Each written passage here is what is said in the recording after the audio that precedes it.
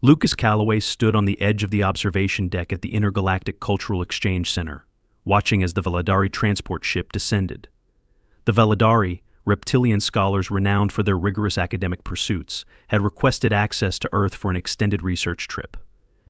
Their area of study? The domestication of animals, a field they considered indicative of a species' evolutionary triumph. Lucas was no stranger to cultural exchanges. As a zoologist with years of experience and Earth's representative for this mission, he had navigated countless interactions with alien species. But this was his first encounter with the Vadari. He had heard they were meticulous, obsessed with classification, and occasionally smug. Perfect, he thought dryly. The ship landed with a soft hum, and a group of 3 Vadari emerged. They were tall, their scaled skin shimmering in the sunlight, with a faint metallic sheen. Their elongated faces gave them an air of perpetual curiosity, though their slitted eyes betrayed their skepticism. "Greetings," Lucas said, extending a hand. He wasn't sure if the Vadari shook hands, but it was worth a shot. Marzoth, the leader of the group, regarded the gesture coolly. "We acknowledge your welcome, human Lucas Calloway," he said, bowing slightly instead. The other 2 followed suit. "I hope your journey was smooth," Lucas offered, gesturing for them to follow him into the facility. "It was sufficient," Marzoth replied. "We are eager to begin our research. Your planet's claim to have mastered domestication intrigues us." Lucas stifled a grin. He had heard this tone before, one of those condescending compliments that barely mask superiority. "I think you'll find our animals fascinating," he said. "Shall we begin with one of humanity's closest companions?" Marzoth inclined his head. "Yes, let us see the most obedient of your domesticated creatures." Lucas led them to an open courtyard where a team of trainers waited with several dogs. The canines, a mix of breeds from eager Labradors to stoic German Shepherds, sat in disciplined rows. The Vadari observed intently as the trainers gave a series of commands. "Sit," the lead trainer called, and every dog obediently lowered its haunches. "Stay," the dogs froze in place. Fetch tennis balls flew across the field, and the dogs sprang into action, returning their prizes with precision. The Vadari murmured among themselves. Marzoth, visibly impressed, turned to Lucas. "Remarkable. These creatures are unquestionably subservient. Their loyalty is absolute." "They're our best friends for a reason," Lucas said with a smile. The group moved on to observe horses in a nearby paddock. The Vadari were enthralled by their grace and willingness to follow human direction. Then came cows, sheep, and even trained birds like parrots and falcons. Each demonstration reinforced their belief that humans had achieved unparalleled control over their domesticated animals. "Your species has indeed perfected the art of subjugation," Marzoth declared, his tone smug. "Every creature we have observed submits entirely to your will. It is a testament to your evolutionary superiority." Lucas raised an eyebrow. "I wouldn't call it subjugation. It's more of a partnership." Marzoth dismissed this with a flick of his clawed hand.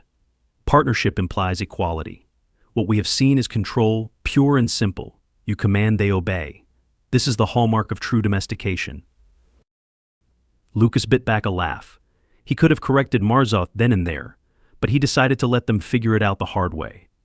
"I have one more animal to show you," he said instead. Marzoth looked intrigued. "Another example of your dominance." "Something like that," Lucas said, leading them toward his office. The Vadari followed eagerly, their data pads ready to record. They had no idea what was coming. In Lucas's office, Loki lounged on a windowsill, basking in a patch of sunlight. The Maine Coon was an impressive sight, large, with a mane of fur that gave him a regal appearance. His amber eyes opened lazily as the group entered, taking in the newcomers with disinterest. Marzoth studied the cat, his slitted pupils narrowing. "Is this another domesticated creature?" "Yes," Lucas said, suppressing a grin. Selkith, the second student, leaned closer. "It appears less disciplined than the others. Is this an anomaly?" "Oh, Loki's one of a kind," Lucas said casually. Marzoth stepped forward, his demeanor that of a general inspecting his troops. He cleared his throat and addressed the cat. "Creature, approach." Loki flicked his tail but didn't move. Marzoth frowned. Perhaps it does not understand our language. He turned to Lucas. Command it in your tongue. Lucas stifled a laugh. Loki, come here. Loki stretched, yawned, and resumed his lounging. The vadari exchanged baffled glances. It ignores you, Vorin, the youngest observed. Selkith crouched down, pulling a small device from her satchel. It produced a high-pitched whistle. Loki's ears twitched, and he turned his head briefly before dismissing her entirely. Curious, Selkith said, taking notes. This creature is unaffected by auditory stimuli designed to trigger obedience. Marzoth bristled. It must be defective. Surely this is an exception. Lucas leaned against his desk, enjoying the show. Would you like to try again? Marzoth squared his shoulders. Creature obey? Loki stood, stretched languidly, and then leapt onto Lucas's desk, scattering papers everywhere. He stared at Marzoth, unblinking, before deliberately swatting a pen onto the floor. The vadari recoiled as if the cat had attacked them. Did it? Defy me, Marzoth sputtered. Lucas shrugged.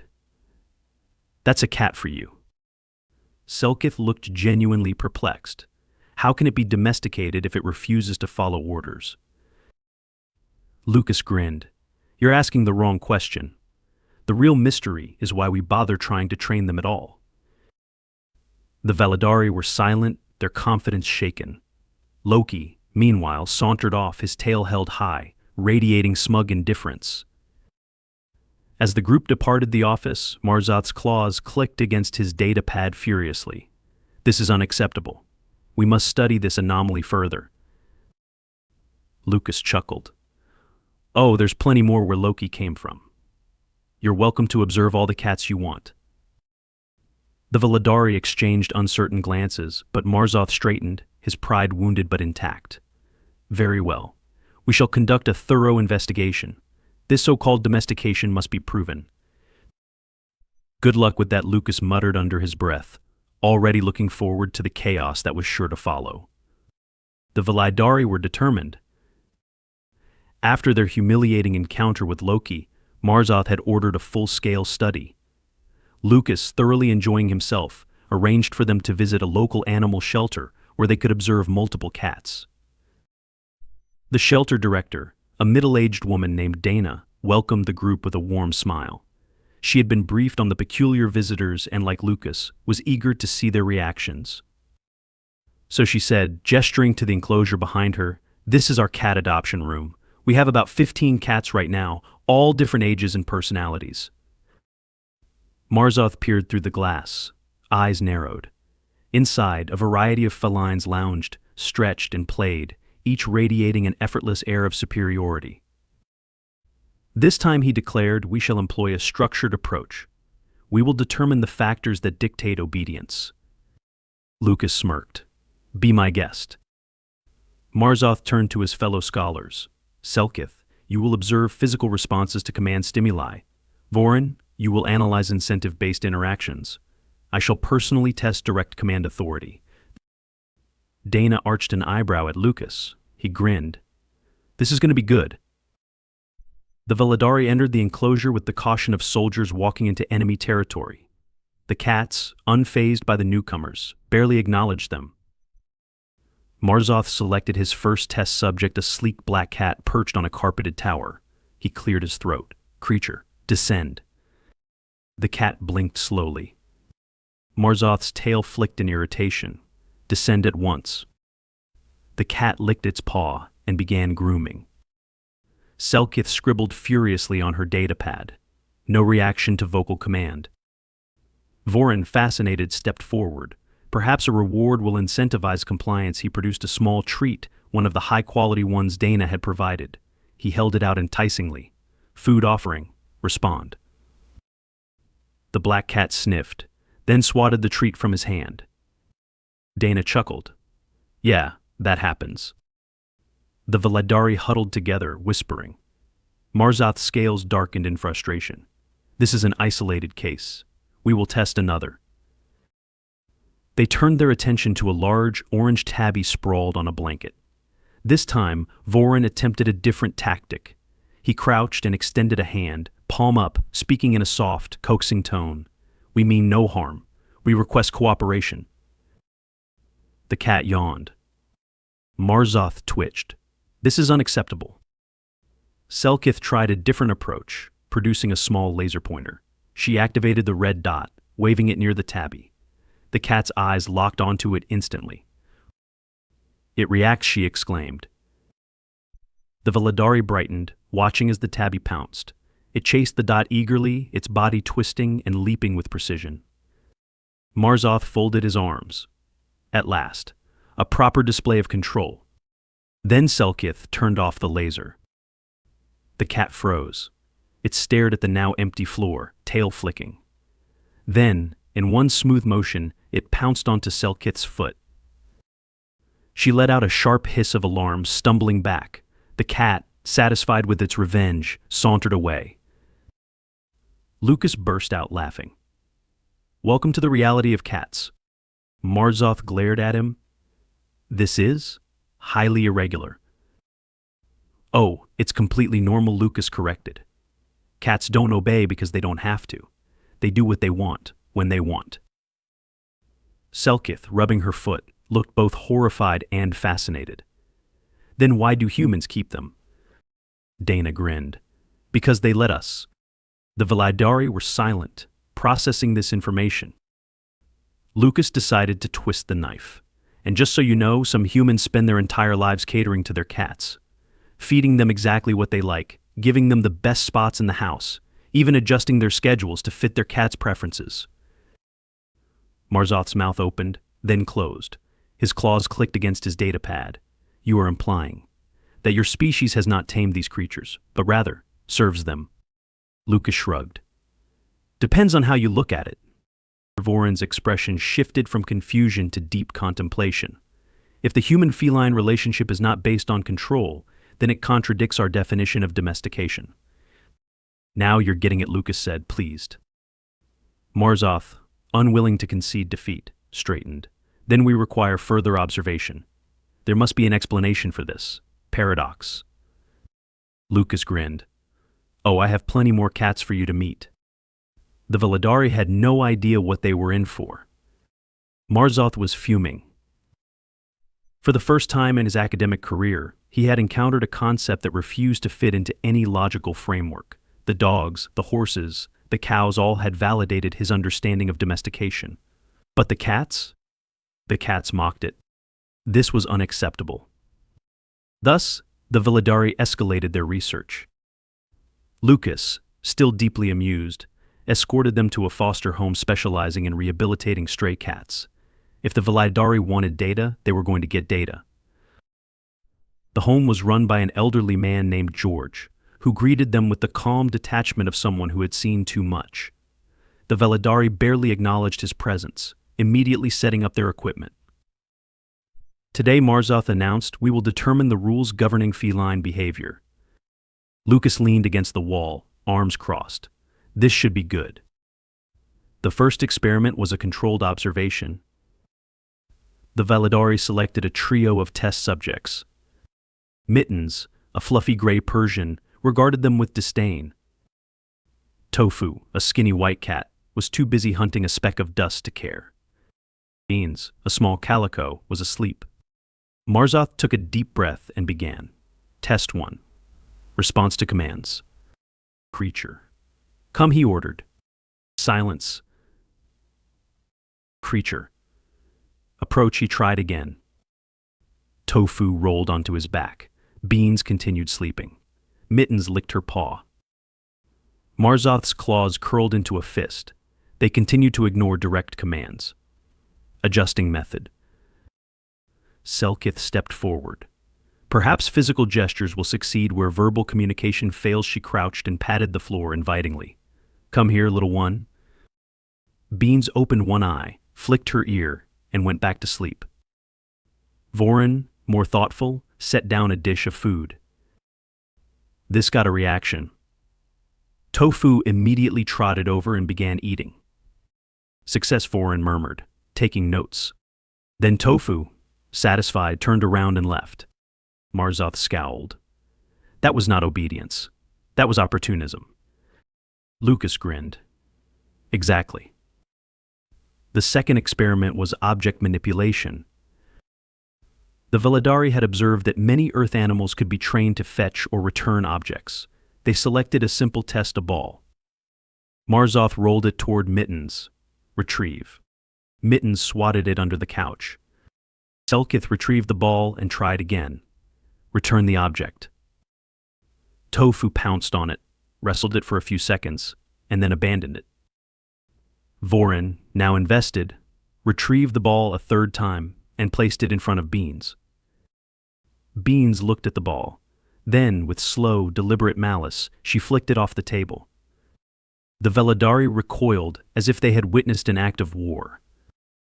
Did it just destroy the test parameters? Selkith asked in disbelief.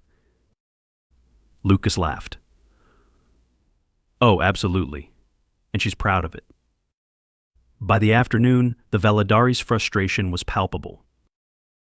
They had tested everything: reaction to sound, movement, problem-solving, even emotional manipulation. Each attempt had resulted in the same pattern. Cats responded only when they felt like it. Incentives worked, but only once. Direct commands were ignored entirely. Vorin, the most open-minded of the group, finally spoke up. I propose a new hypothesis. Marzoth, who had been staring blankly at Beans, snapped his gaze up. Proceed. Vorin took a breath. Cats are not domesticated in the traditional sense. They do not submit. Instead, they have established a unique interspecies relationship based on mutual tolerance. Selkith frowned. But why would humans allow such behavior? Lucas smirked. Because we like them. The vadari went silent. Affection, Marzoth finally said, as if the word was foreign to him. Lucas shrugged. Why else would we keep them around? Vorin considered this. And what do the cats gain? Lucas gestured to Beans, who had now curled up on a pile of soft blankets. Food, shelter, comfort, whatever they want, really. Marzoth looked horrified. You are their servants. Lucas just smiled. That's one way to look at it. The vadari had no response. Marzoth was unraveling. Everything he had believed about domestication, about control, about the proper order of things shattered. He had spent his entire academic career studying how intelligent species bent lesser creatures to their will. Dogs, horses, cows, Earth had seemed to prove humanity's mastery over nature. And then came the cats. Marzoth refused to leave Earth without answers. The concept of an untamed domesticate was an insult to everything he knew. There had to be a reason, a scientific explanation, for why humans kept these creatures around, despite their defiance. So the vadari escalated their research one last time.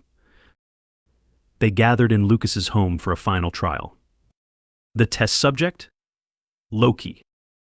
The Maine Coon lounged on Lucas's kitchen counter, grooming himself with deliberate care. Around him, the vadari moved with tense precision, as if approaching a volatile entity.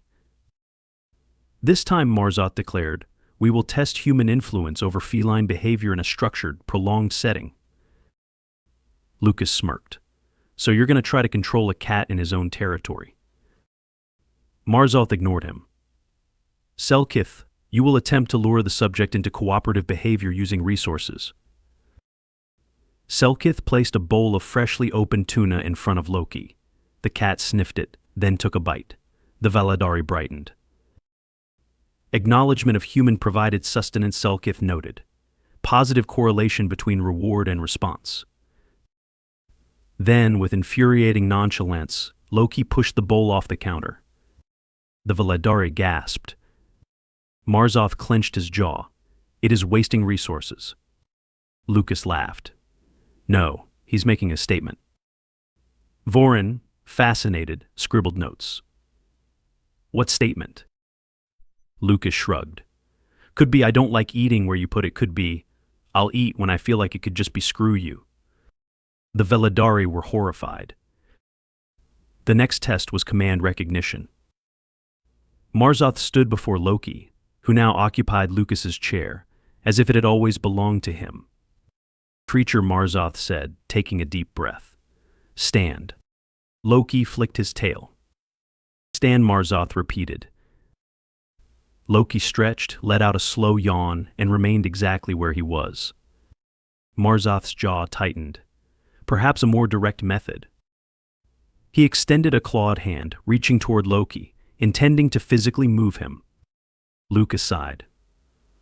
Oh, buddy, don't. Swipe. Marzoth yanked his hand back, stunned. Loki had struck with the precision of a seasoned warrior, not enough to injure, but just enough to prove a point. A silence fell over the room. Selkith exhaled. It retaliated. Without fear. Vorin whispered. It recognizes no authority. Lucas leaned forward, grinning. Now you're getting it. Marzoth's hands curled into fists. His entire belief system was crumbling. Then why? Why do humans keep these creatures? Lucas smirked. That's the real question, isn't it? The vadari huddled in the corner, whispering in their own language. Lucas let them deliberate. Finally, Marzoth turned, his eyes unreadable. We concede. Lucas blinked. Come again. Marzoth took a slow breath. We sought to prove that cats were controlled. They are not, he hesitated, clearly struggling. And yet, they thrive in human homes. Humans provide them food, shelter, comfort without expectation of obedience. Vorin looked at Loki, now curled up on Lucas's lap, purring softly. It is not domestication in the way we understand it. Marzoth's shoulders sagged. We do not understand it at all. Lucas scratched Loki behind the ears. Maybe that's the point. The vadari left Earth humbled. Marzoth, once so sure of his knowledge, returned to his homeworld with more questions than answers. The official vadari report on Earth's domesticated species was published months later. The section on dogs was titled Total Subjugation. The section on cows was titled Domestication through Generational Conditioning. The section on cats? Ongoing investigation. Hypothesis unclear. Lucas, reading the report from his couch, burst into laughter. He glanced at Loki, who was sprawled across his chest, victorious. You won, didn't you? Lucas murmured. Loki flicked his tail. Of course he did.